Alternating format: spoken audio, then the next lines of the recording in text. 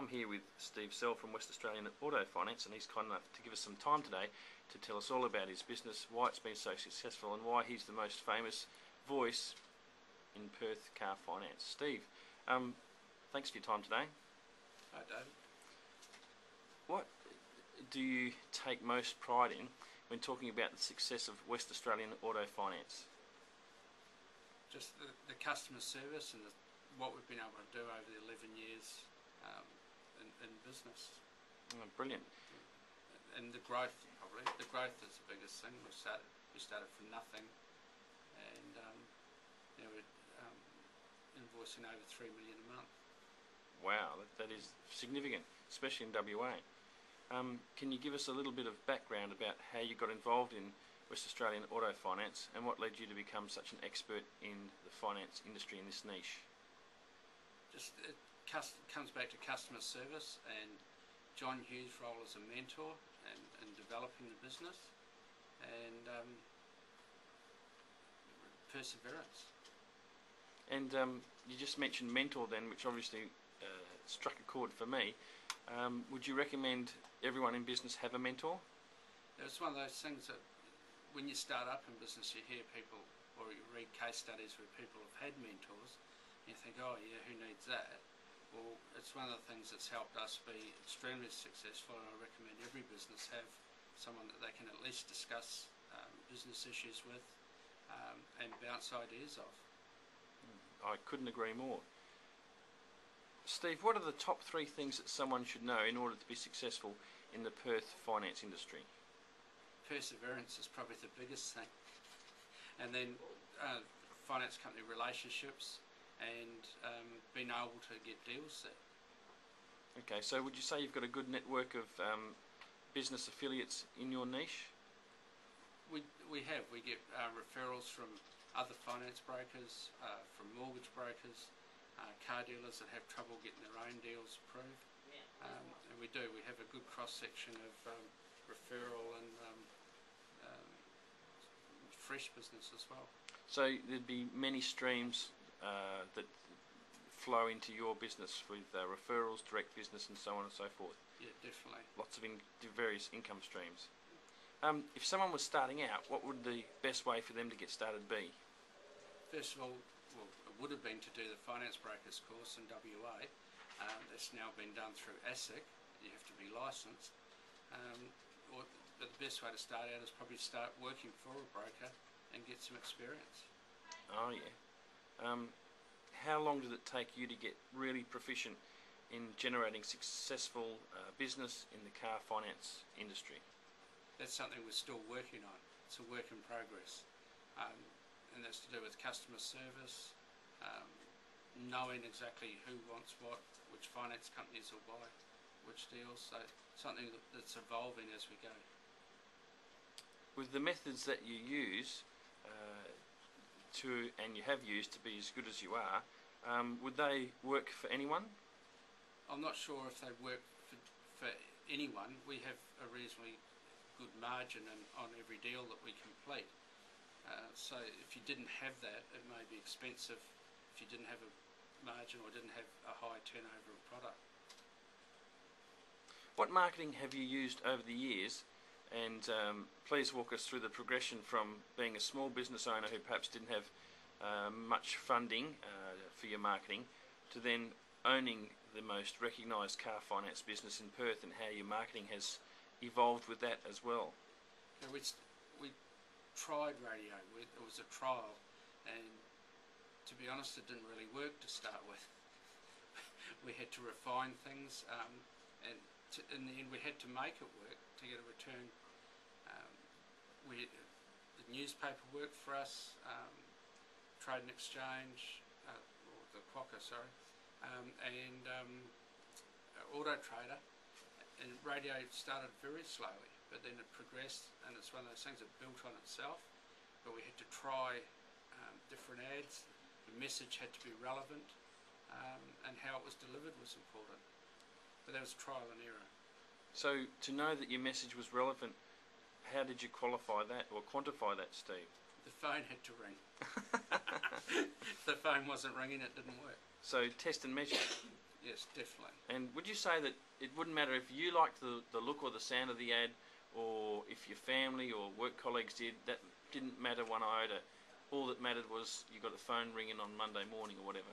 That's what we had to do. So once you started generating good business out of the marketing that was working through trial and error, have you created a marketing schedule for each month of the year, perhaps each season in the year? How do you go about setting your marketing schedule? We tend to book radio and our print advertising a year ahead, and it's really only the message that changes. Try and keep the message relevant. It's like we run an ad that I'll make you a promise the Prime Minister can't. No interest rate rises for the term of your loan. If rates are going up, we run that. If they're going down, well, we don't. So it's just making things relevant to what's in the newspaper and trading off that. And how the economy's going by the sounds of it. Yeah, we often use a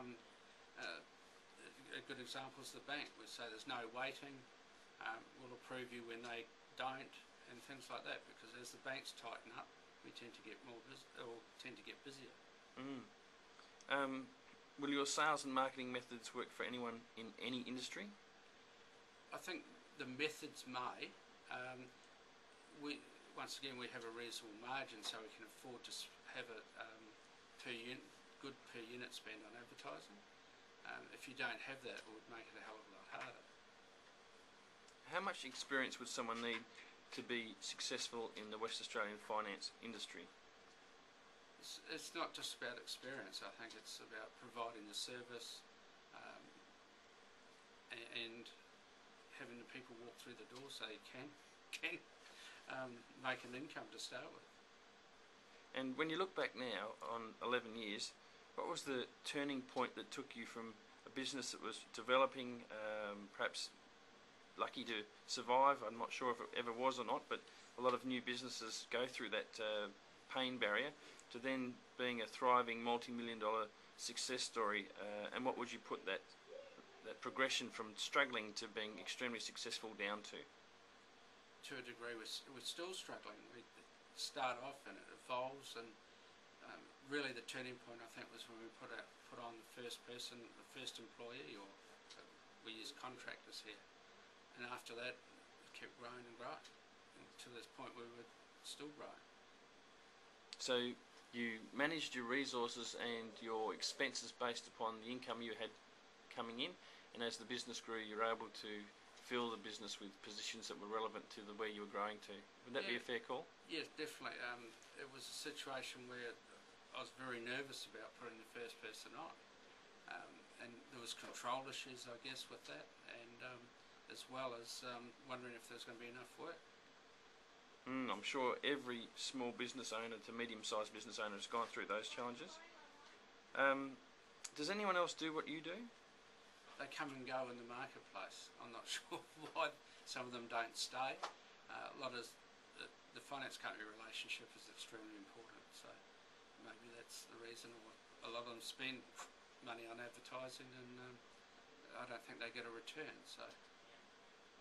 So perhaps, tell me if I'm right here or wrong, you think maybe that it's the consistency in being here for the long haul that's enabled you to secure this niche, and when people come and go, they don't stay long enough to get any real inroads or develop any roots in the ground to grow their business on. Would that be?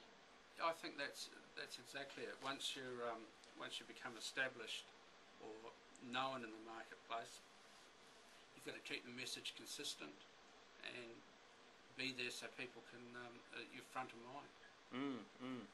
When the global financial crisis hit, it hit many industries hard, especially the finance and property development industry. Can you explain how, when the GFC hit West Australian auto finance, and you personally, how did you overcome this challenge? We had, in April it hit home to us. We were probably later than everybody else in being affected. But the finance companies had changed their acceptance criteria, made them a lot harder, and our bottom line was a third of what it had been. that's since changed, and the frustrating part was that we had 6 months we had more inquiry, more customers than normal, but we couldn't convert them because the finance companies weren't buying the deals. And so was it a case of just hang in there, hang tough? Is that how you got through it, or? We did. We had to start working harder than we had been, and sort of trying to work everything as hard as we could to get a result.